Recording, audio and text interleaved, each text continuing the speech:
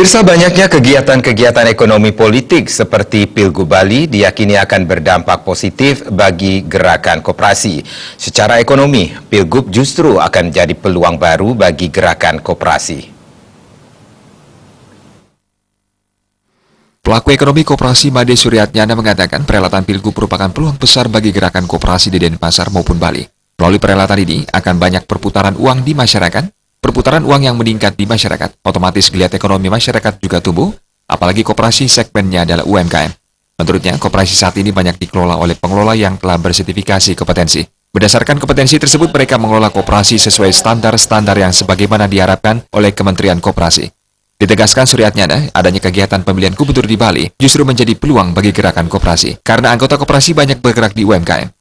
Aktivitas pilkada tidak saja mengerahkan massa pemilih, namun juga akan ada perputaran uang melalui program-program kandidat maupun dari anggaran-anggaran pemerintah tentang kegiatan-kegiatan pilkada. Kegiatan pemilihan gubernur di Bali, nah justru ini adalah bagi kita koperasi adalah peluang. Mengapa? Karena anggota kita banyak bergerak di UMKM.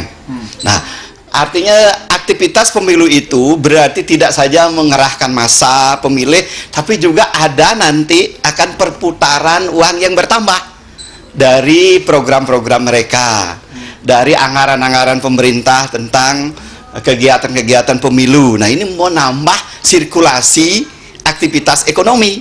Nah, sehingga di Bali ini akan tumbuh justru lebih bagus lagi. Nah, jadi kami tetap menyambut bagus hal ini, justru akan memberi dampak positif pada anggota kami.